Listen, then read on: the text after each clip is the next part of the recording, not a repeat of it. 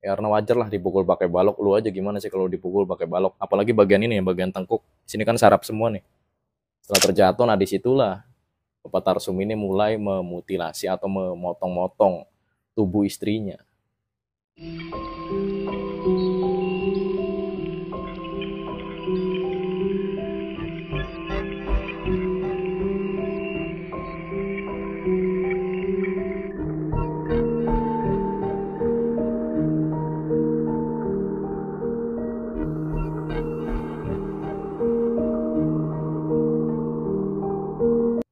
Oke, balik lagi bareng gue Ali di channel Asokat Story. Di video kali ini gue akan membahas kasus yang sedang viral nih.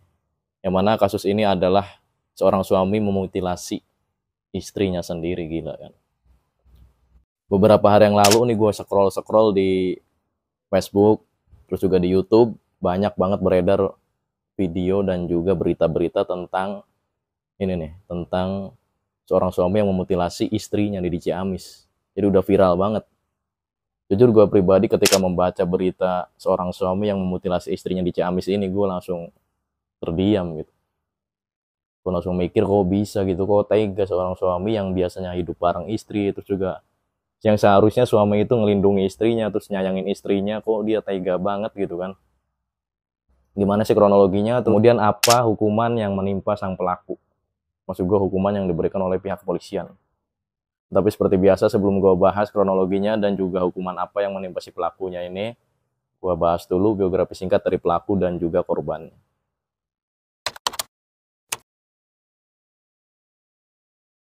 Pelakunya bernama Tarsum, berumur 41 tahun.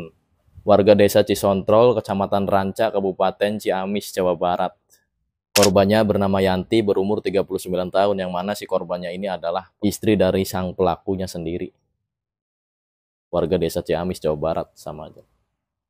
Kita lanjut ke kronologinya aja nih. Jadi sebelum kejadian atau seminggu sebelum kejadian lebih tepatnya, si Tarsum ini atau Bapak Tarsum ini sudah mendapatkan penanganan dari pihak puskesmas, yang mana pihak puskesmasnya ini diundang oleh sang istri dan juga anaknya nih, yang mulai khawatir dengan kondisi Bapak Tarsum sebagai tersangka. Dia itu karena dia itu sering marah-marah, jadi nggak seperti biasanya tuh gampang marah, maksud gue gampang marah, terus juga lebih emosional daripada biasanya. Entah apa penyebabnya nih. Di sini kan istrinya khawatir nih, manggil pihak puskesmas untuk apa? Untuk memberikan obat penenang kepada Bapak Tarsum ini.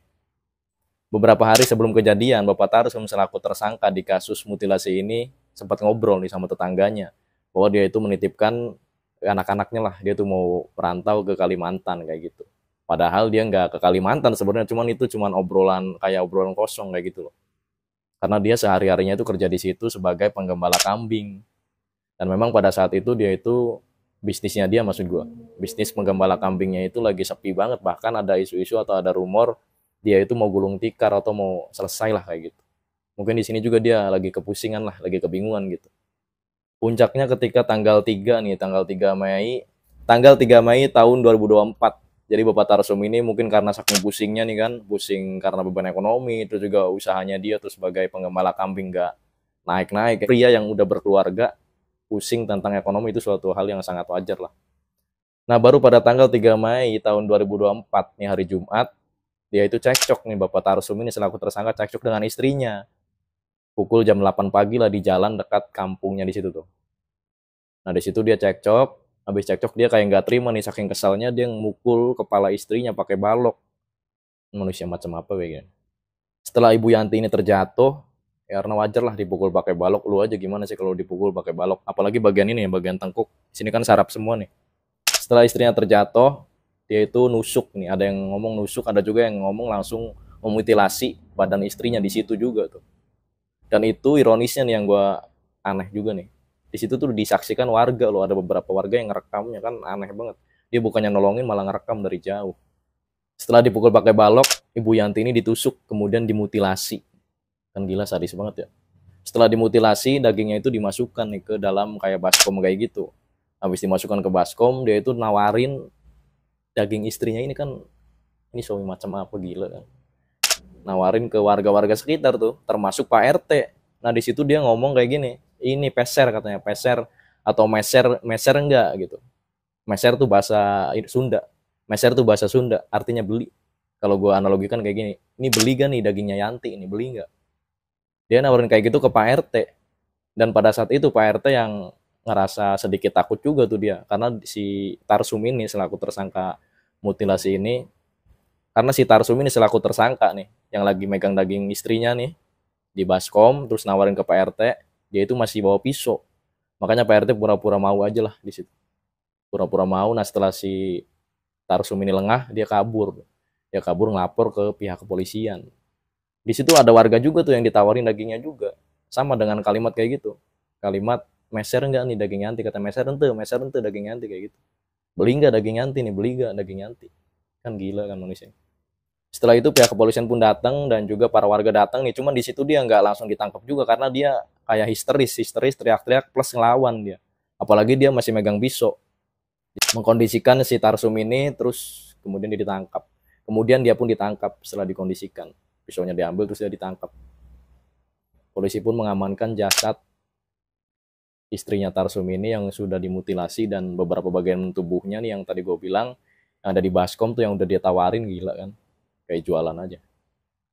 Yang udah ditawarin tadi tuh diamankan sama polisi.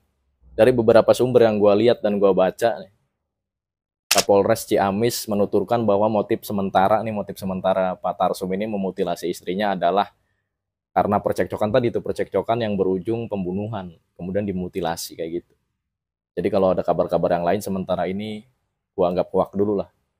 Karena ada kabar juga yang beredar nih, dia karena si anaknya ini nih, anaknya tersangka katanya terlibat hutang 150 juta, terus karena itu dia kan memutilasi istrinya gitu.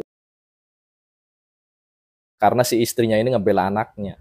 Jadi si bapaknya kan kesel nih karena si istri ngebela anaknya yang terlilit pinjol. Sebenarnya itu sementara ini gue anggap hoax dulu ya. Karena dari pihak kepolisian pun tadi tuh Bapak Kapolres Ciamisnya menuturkan bahwa sementara motifnya adalah cekcok tadi tuh, cekcok yang berujung kesal, terus pemukulan, pembunuhan, lalu terjadilah mutilasi ini. Kita lanjut ke vonisnya nih, vonis yang diberikan kepada si pelaku ini. Vonisnya sementara belum ditetapkan. Kenapa? Karena dia, si pelaku maksud gue, masih menjalani pemeriksaan kesehatan. Sampai kapan? Ya nanti nunggu pihak yang memeriksa si Tarsum ini selaku tersangka. Buat lu yang ingin menambahkan, silahkan tambahkan di kolom komentar di bawah. Dan buat lu yang suka dengan video gue, pasti udah klik tombol subscribe dan logo bel yang ada di sampingnya. Gue Ali, kita ketemu di video berikutnya. Terima kasih.